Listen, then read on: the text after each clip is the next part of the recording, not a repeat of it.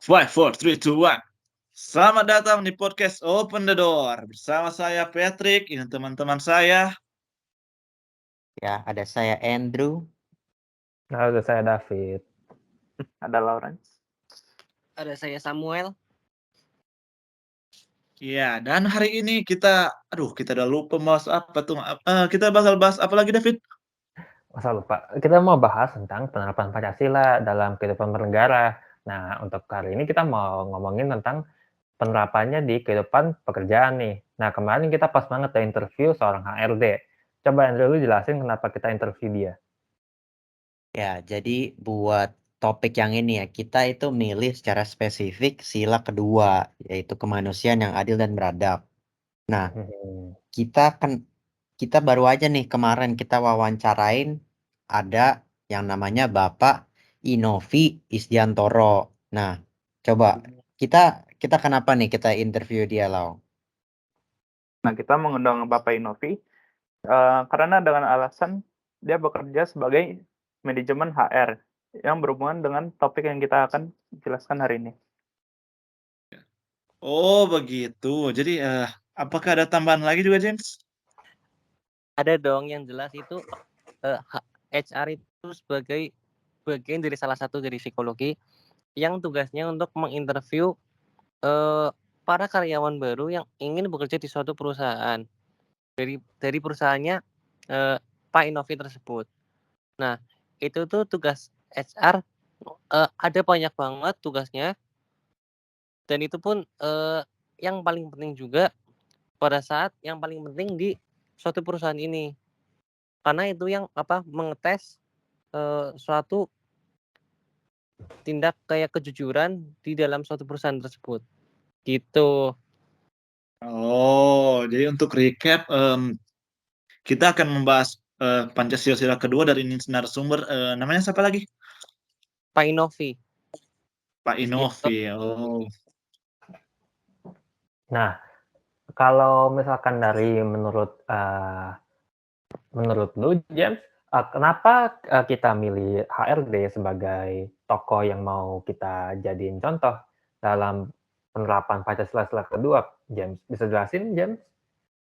Tentu saja bisa dong, David. Alasan aku milih HR ini, Pak Inovi sebagai HRD di perusahaannya dia, karena ini kan ada hubungannya dengan sila kedua, yaitu sila kedua kan berbicara tentang kemanusiaan yang adil dan beradab. Nah, itu mesti ada hubungannya yang sangat jelas dan sangat nyambung pastinya, yaitu apakah karyawan baru yang dipilihnya setelah dia interview itu dapat langsung masuk aja, atau harus diseleksi dulu seperti kayak memilih mencirikan warna kulit ataupun jenis kelamin, mungkin bisa juga ras, dan ini pun masih kita bicarakan di podcast ini gitu. Nah, ya benar tuh. Oh, begitu. Jadi dia kayak manajer kan dari perusahaan itu. Jadi ini yang kalau dia manajer, semua aku penasaran. Bagaimana dia mengurus tiap karyawannya itu secara adil, kayak kayak tidak membedakan ras gitu atau agama atau semacamnya. Bagaimana ya? Itu buat saya penasaran. Ya, jadi buat ngejawab pertanyaan itu ya, kemarin pas kita wawancara pasti kita udah tanyain juga ya. Nah, kalau dia bekerja sebagai manajer untuk Human Resources Department di perusahaan dia yang relatif ya kecil lah ya, dia itu pastinya kalau mau ngerekrut orang atau mau cari misalnya karyawan baru, ada lowongan gitu, dia itu nggak lihat untuk aspek saranya ya, soalnya emang dia mau sebagai individu, mau sebagai perusahaan pun udah tahu betul gitu kalau sila 2 itu gimana cara diterapinnya, dan emang benar-benar kalau di perusahaan ini udah ditetapin jadi benar-benar adil gitu, sesuai dengan ya kemanusiaan yang adil dan beradab gitu. Mungkin di sini ada yang mau membicarakan tentang norma atau nilai apa yang di dalam diri Pak Inovi sehingga dapat menjadi HR dan mengatur para karyawan. Nah, karena kemarin kita udah interview dia, saya akan kasih jawaban kayak bagaimana cara dia menerapkan sila kedua itu dengan cara dia memperlakukan karyawannya ya. Dia kan HR, jadi penerapan yang dia lakukan tuh ditunjukkan dengan cara dia membuat lingkungan kerjanya itu nyaman, tapi tetap efektif. Karyawannya itu nggak bisa males-malesan, tapi mereka itu dapat bekerja dengan efektif tanpa merasa tertekan lah. Diusahakan begitu. Jadi gimana caranya dia melakukan itu? Porsi kerja karyawannya itu dibuat adil, ya kan? Itu ideal. Namun bukan berarti dia menyetarakan atau semuanya equal atau datar kalau karyawannya itu semua harus takarannya sama pekerjaannya. Nah kan itu kan nggak adil juga lah ya. Bukan berarti dia menyetarakan semua itu kalau itu artinya adil. Kalau misalkan orangnya terlalu terbeban atau misalkan pekerjaannya itu memang nggak mampu di sana, nggak sesuai dengan job desk-nya, itu kan malah membuat dia terbebani dan alhasil karyawannya itu ntar malah kinerja kerjanya malah turun.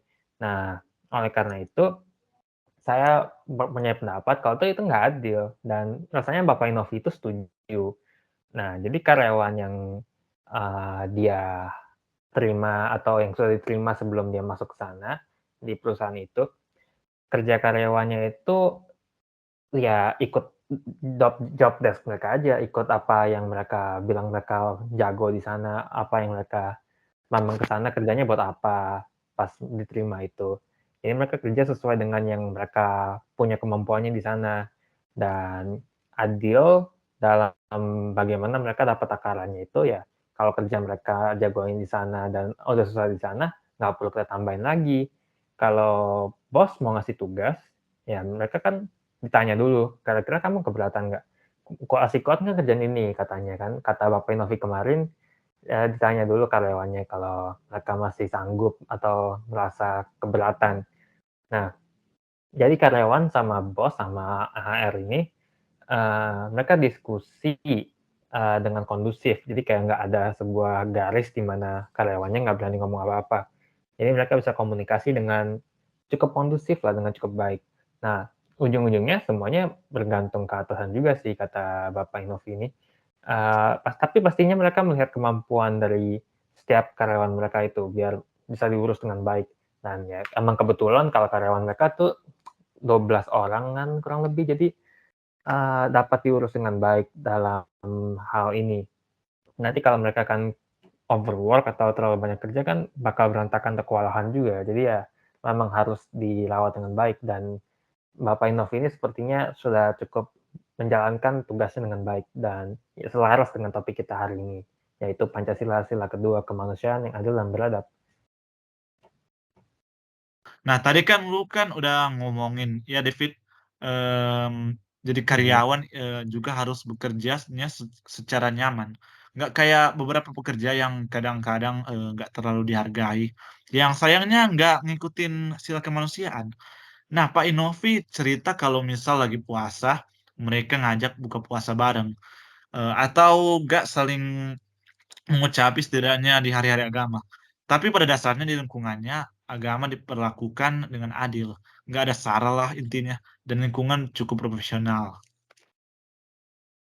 Nah, iya, iya. Sayangnya ya, kalau di Indonesia masih banyak banget nih kayak perkantoran, institusi gitu-gitu, ranah di masyarakat yang apa masih belum gitu, yang masih belum bisa menerapkan adanya sila kedua Pancasila. Kan pasti kan ya yang udah disebutin kalau eh, sila kedua ini diterapkan dengan baik kan pasti semua pihak yang ada di dalam eh, ya strukturnya itu kan pasti puas. Jadi eh gimana gimana ya cara ituin kesimpulannya James coba kesimpulan kalau buat ini semua bisa gimana? Oh, kesimpulan yang buat sila kedua ini di suatu perusahaan. Iya, iya. Itu jadi gini, untuk sesuai konteksnya dalam kemanusiaan yang adil dan beradab itu kan jadi suatu perusahaan itu harus memiliki sifat yang lebih mengutamakan keadilan dan juga ada juga yang tertanam suatu nilai ataupun norma ya kayak semacam bisa dibilang kayak norma kesopanan mungkin itu juga bisa cantum juga Ya, benar. dan itu yang membuat juga lingkungan bisa jadi lebih tambah kondusif lagi, lebih tambah calm lagi lingkungannya. Lalu kalau di sini aku kalau mau nambahin di lingkungan kerjanya Pak Inovi itu bisa dibilang cukup kondusif ya teman-teman. Dan ini tuh bisa menjadi hal yang dapat diraih ketika kalau lingkungan kerjanya itu dipegang oleh orang-orang yang bisa menghargai karyawannya dan juga nggak cuma menghargai karyawannya, tapi juga karyawan yang bisa menghargai atasannya. Jadi kayak hubungan timbal balik lah. Jadi kalau itu dapat dua elemen itu dapat dilakukan, ya aku yakin juga sih dan bukan aku Con, kita semua pun yakin juga pasti lingkungan kerjanya pun bisa tambah stabil lagi dan bisa tambah kuat itu kalau dijalanin secara bersama-sama dan kayak nggak ada pertentangan ataupun konflik-konflik yang nggak perlu. Gimana kalau menurut kalian ada yang mau nambahin nggak? Ya, sayang sekali kita udah harus menyelesaikan podcast kita pada hari ini. Jelas Ya. sekarang kita udah mengetahui bahwa sila ketiga itu penting bagi kita dan orang-orang sekitar. Bagaimana menurutmu, James? Kalau menurut aku sih orang-orang bisa menjadi lebih harmonis lagi ya kehidupannya dengan adanya penerapan sila kedua tersebut. Setuju. Oh, betul sekali. Nah, sudah saatnya kita mengakhiri podcast kita hari ini. Sekian dari kami. Terima kasih. Sekian dari Bye-bye. kami. Sampai Terima jumpa di kasih. episode berikutnya mungkin. Nggak akan pernah. Mungkin yang tidak akan terjadi. Kamsahamnida.